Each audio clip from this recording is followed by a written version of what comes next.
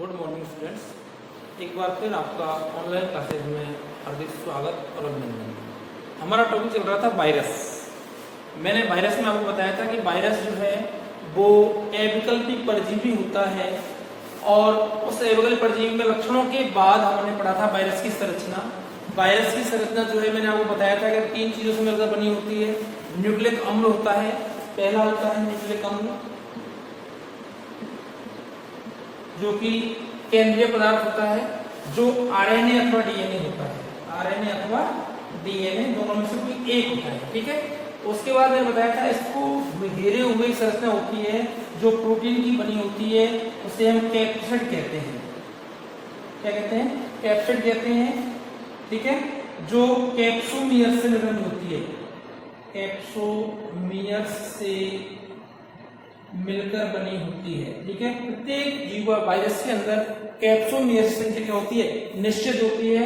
Number 1 nucleic अम्ल, number 2 capsid और number 3 जो है वो है एनवेलप आवरण, जो इसका बना होता है लाइपोप्रोटीन का बना होता है, जिन्हें हम लिपोवायरस के नाम से जानते हैं। ये कुछ ही वायरसों में पाया जाता है, जैसे कि हर्पिस वायरस मैंने आपको बताया था, हर्पिस वायरस जो है उसमें यह पाया जाता है। उसके बाद हमने पढ़ी थी डीएनए की संरचना।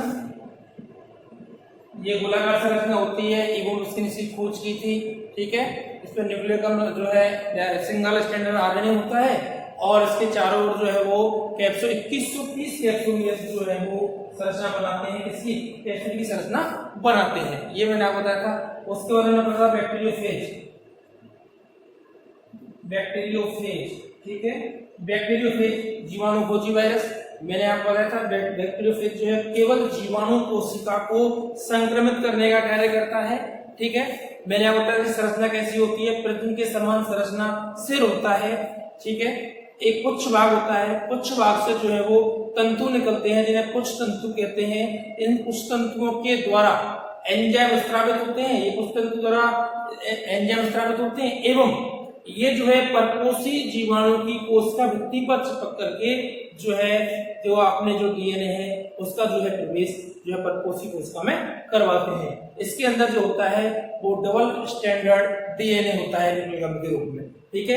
ये हमारी संरचना चल रही थी। उसके बाद मैंने बताया था कि जो बैक्टीरियोफेज है उसकी जो ग्रोथ है वो ग्रोथ साइकिल जो है 2 चरणों में पूर्ण होती है। एक तो है इसकी लाइटिक अवस्था और दूसरी अवस्था है इसकी लाइसोजेनिक अवस्था। मैंने आपको बताया था लाइटिक अवस्था जो होती है वो उग्र अवस्था होती है। कैसी होती है? उग्र अवस्था होती है, अर्थात ये जो जीवाणु है ये वायरस के प्रवेश करते ही इस जीवाणु कोशिका की समस्त उपापचय क्रिया बंद हो जाती है और वायरस जो है यहाँ पर गुणन का कार्य करता है और जीवाणु कोशिका को नष्ट कर देता है। ये तो हुई हमारी लाइटिक अवस्था। दूसरी लाइसोजेनिक स्टेज जो है, लाइसोजेनिक अवस्था जो है उसे हम संयत अवस्था भी कहते हैं। ये क्या करता है? जीवाणु कोशिका के साथ उसके डीएनए के साथ जुड़ करके सहजीवन के रूप में कार्य करता है और अंत में जो है वो जीवाणु कोशिका की मृत्यु होती है, ठीक है। तो अब हम पढ़ते हैं, पहला है आपका लयनचारी चक्र अर्थात लाइटिक चक्र। ये टी टाइप के जो है टी प्रकार के जीवाणु भोजियों में होता है, ठीक है। एक इकोलाई नामक जीवाणु जो है उसमें इसकी खोज की गई थी। इकोलाई जीवाणु जो है इकोलाई जीवाणु में इसकी खोज की गई थी, ठीक है। मैं बता दूं आपको, सबसे पहले जो है वायरस जो है जीवाणु को इकोलाई जीवाणु पर संक्रमण करता है। क्या करता है? संक्रमण करता है। अब संक्रमण करने में क्या होता है? इसके जो पुच्छ तंतु हैं उनके द्वारा यह क्या करता है? किसी भी कोशिका पर जीवाणु कोशिका भित्ति पर अधिशोषित हो जाता है, उस पर जम जाता है, उस पर चिपक जाता है।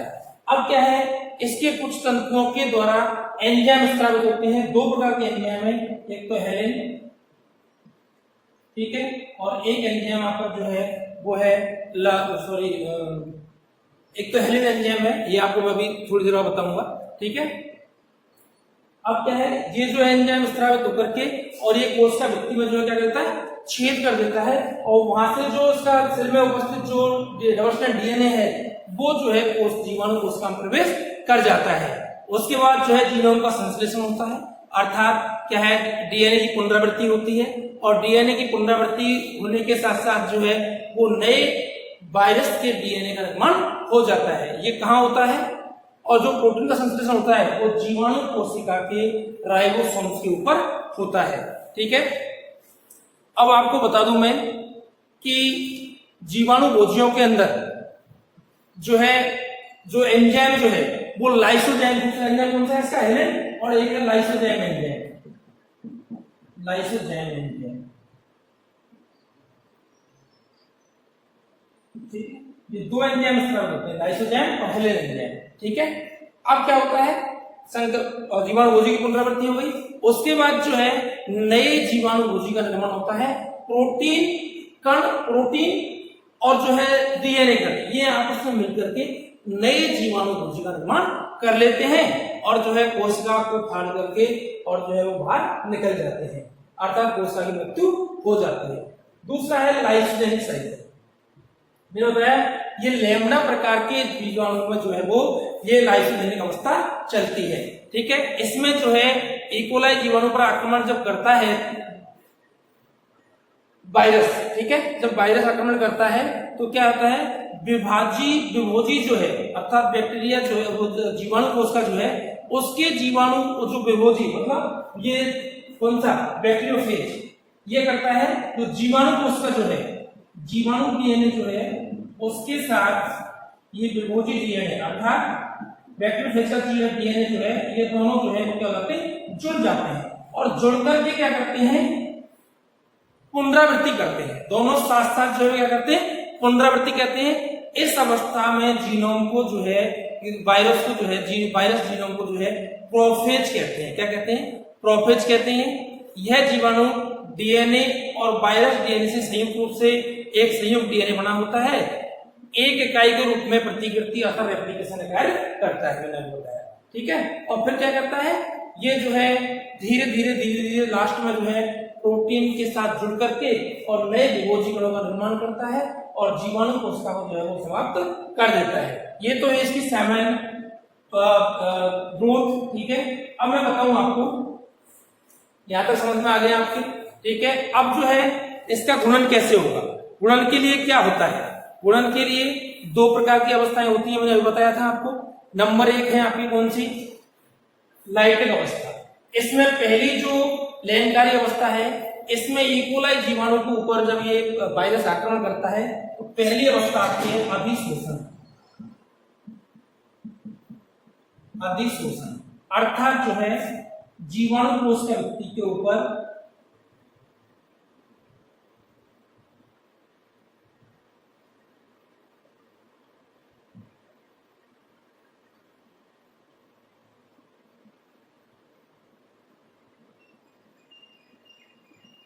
जीवाणु कोश का व्यक्ति के ऊपर जो है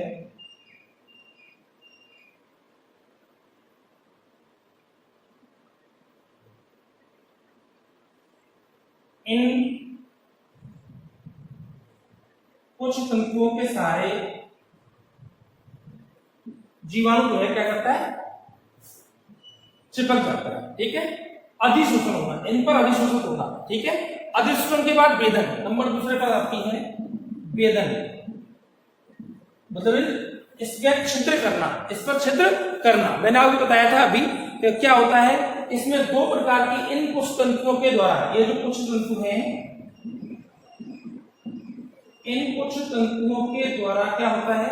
एंजाइम स्रावित होते हैं। एक तो है हेलिन एंजाइम, एक है लाइसोजाइम एंजाइम। ठीक है, एक तो हेलिन, एक लाइसोजाइम। लाइसोजाइम एंजाइम जो होता है वो किस कोशिका व्यक्ति में छिद्र करता है और जो झिल्ली होती है, झिल्ली जो होती है झिल्ली, उसमें जो है हेलिन जो है वो छिद्र करने का कार्य करता है। ठीक है, अब क्या हो गया? वेदन हो गया। वेदन के बाद जो है अब क्या होगा? जैसे ये परकोशी कोशिका में अंदर प्रवेश करेगा, डीएनए परकोशी कोशिका में प्रवेश करेगा, यह परकोशी कोशिका की समस्त उपापचय क्रिया को बंद कर देता है और वहां पर जो है न्यूक्लिक अम्ल तथा प्रोटीन की पुनरावृत्ति करता है। न्यूक्लिक अम्ल तथा प्रोटीन की पुनरावृत्ति, न्यूक्लिक अम्ल तथा प्रोटीन की पुनरावृत्ति। अब पुनरावृत्ति में क्या होता है मैंने बताया आपको, वायरस अपने प्रोटीन का संश्लेषण जो है वो जीवाणु कोशिका के राइबोसोम्स पर करता है, अर्थात जीवाणु की समस्त पाचन क्रिया बंद हो जाती है और वहां पर न्यूक्लिक अम्ल और प्रोटीन क्या होती है, पुनरावृत्ति होती है। जीवाणु कोशिका के अंदर बहुत सारे जो है वो क्या है आपके न्यूक्लिक अम्ल और प्रोटीन जो है प्रोटीन निर्माण हो जाता है। और नंबर 5 पर जो है, नंबर 4 पर जो है वायरसों का संकलन एवं परिपक्वता। नंबर 4 पर वायरस का संकलन एवं परिपक्वता।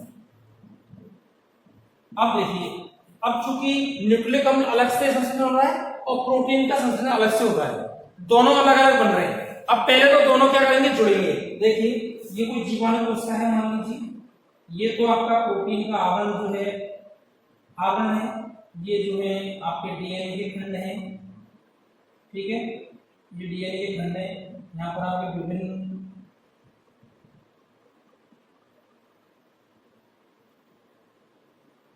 ये प्रोटीन के आवरण है।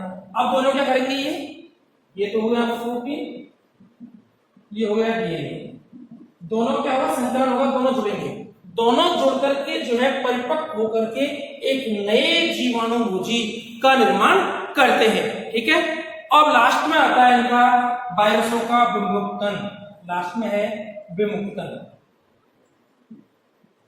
अब ये जीवाणु कोशिका को फाड़ करके और ये नए बहुभोजी कण जो हैं वो बाहर आ जाते हैं, जीवाणु कोशिका जो है वो नष्ट हो जाती है। ये तो हुई आपकी कौन सी साइकिल, लाइटेक अवस्था। सबसे पहले अधिशोषण, किसी भी ये जो जीवाणु भोजी है, टी जीवाणु भोजी कौन सा है, ये टी जीवाणु भोजी जो है कहां प्रयोग करेगा, जीवाणु कोशिका को अधिशोषित होगा, किसके द्वारा, पुच्छ तंतुओं के द्वारा। पुच्छ तंतु द्वारा दो एंजाइम स्रावित होते हैं, हेलिन और लाइसोजाइम एंजाइम। हेलिन और लाइसोजाइम एंजाइम जो स्रावित होते हैं, जो जीवाणु कोशिका भित्ति क्या करते हैं, छिद्र करते हैं। उस छिद्र के माध्यम से जो इसके अंदर डबल स्ट्रैंड डीएनए जो होता है वो जीवाणु कोशिका में प्रवेश करता है। वहां पर जाने के बाद प्रोटीन कण और जीवाणु डीएनए वहां पर क्या करते हैं, ये डीएनए खंड और प्रोटीन का जो है अलग अलग संश्लेषण होता है और जीवाणु कोशिका की समस्त प्रक्रिया बंद हो जाती है। उसके बाद इनकी रेप्लिकेशन होने के बाद जब ये दोनों आपस में जुड़ते हैं और जुड़ करके नए जीवाणु भोजी का निर्माण करते हैं, उसके बाद दोबारा से ये एंजाइम क्या करते हैं, स्रावित होते हैं, जो जीवाणु कोशिका भित्ति को तोड़ने का कार्य करते हैं। तोड़ करके जो है वायरस जो है क्या होते हैं, मुक्त हो जाते हैं। ये है आपकी लयनकारी अवस्था, लाइटेक अवस्था, जिसमें जीवाणु कोशिका की जो है क्या हो जाती है, मृत्यु हो जाती है, ठीक है। उसके बाद जो आता है आपका नेक्स्ट जो आता है वो है आपकी लाइसोजेनिक अवस्था। कौन सी अवस्था, लाइसोजेनिक अवस्था। लाइसोजेनिक अवस्था जो है लैम्डा प्रकार के जीवाणु में पाई जाती है, ठीक है। इस लैम्डा प्रकार की जो बैक्टीरियोफेज जो है उनमें पाई जाती है। इसकी जो खोज की थी वो इकोलाई जीवाणु के अंदर एक साइंटिस्ट थे, कौन से आपके, एबॉफ जो है, एबॉफ ने की थी, ठीक है। इसकी इस लैंगिक अवस्था के अंदर क्या होता है, तो प्रक्रिया तो वही होती है। नंबर 1 कोई क्या होगा, अधिशोषण होगा, फिर नंबर 2 वही क्या होगा, वेदन होगा, ठीक है। नंबर 3 जो है वही क्या होगा, रेप्लिकेशन होगा, ठीक है। रेप्लिकेशन के बाद क्या होगा आपका, वेदन के बाद समाकलन हो गया, वेदन हो गया। उसके बाद जो है लाइसोजेनिक अवस्था। अब यहाँ जो अवस्था आती है लाइसोजेनिक अवस्था, ये अवस्था महत्वपूर्ण है। लाइसोजेनिक अवस्था क्या है, ये अवस्था महत्वपूर्ण है। और सबसे लास्ट में इसमें नंबर 4 पर आती है लयनकारी अवस्था। अब आप समझिए थोड़ा सा चीज को, ये दोनों चीज तो ठीक। सबसे पहले जीवाणु कोशिका के भित्ति पर जो है वायरस जो क्या हुआ, जीवाणु वायरस क्या हुआ, चिपक गया, अधिशोषित हो गया। वेदन करने के बाद डीएनए का वेदन या डीएनए का प्रवेश, डीएनए क्या कर गया, प्रवेश कर गया इसके अंदर, जीवाणु कोशिका के अंदर। अब वहां पर जाने के बाद यहाँ पर जो अवस्था होती है वो क्या होती है कि ये जीवाणु कोशिका का डीएनए, किसका, जीवाणु कोशिका का डीएनए किसके साथ मिल जाता है, विभोजी डीएनए के साथ, ये विभोजी डीएनए के साथ दोनों क्या होते हैं, जुड़ जाते हैं। ये अवस्था जो है वो लाइसोजेनी अवस्था आती है, और जुड़ करके दोनों क्या करते हैं, रेप्लिकेशन करते हैं, प्रतिकृतिकरण करते हैं, गुणन करते हैं। इसके साथ दोनों जुड़ करके, कौन कौन से, जीवाणु कोशिका का डीएनए और विभोजी का डीएनए दोनों जुड़ करके जो है वो रेप्लिकेशन करते हैं।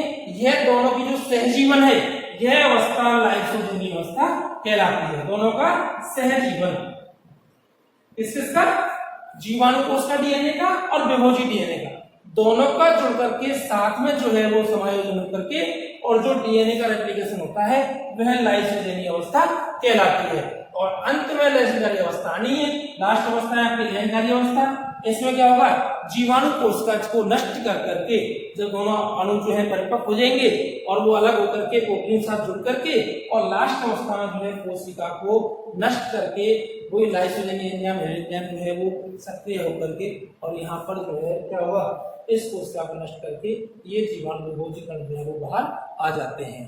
ये है आपका क्या, लाइसोजेनिक अवस्था। दोनों में अंतर क्या है, ये जो है सहजीवन करते हैं और ये जो है डायरेक्ट जो है कोशिका पर अटैक करके कोशिका को नष्ट करते हैं। ये सहजीवन दोनों रेप्लिकेशन करने के बाद अंत में कोशिका को नष्ट करते हैं।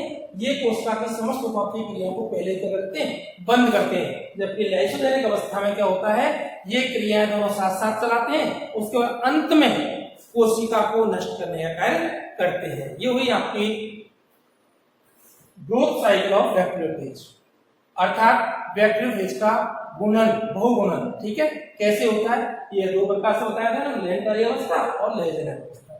ठीक है, आज के लिए इतना ही। नेक्स्ट क्लासेस में हम जो है इनका संचरण कैसे होता है वो पढ़ेंगे। Thank you.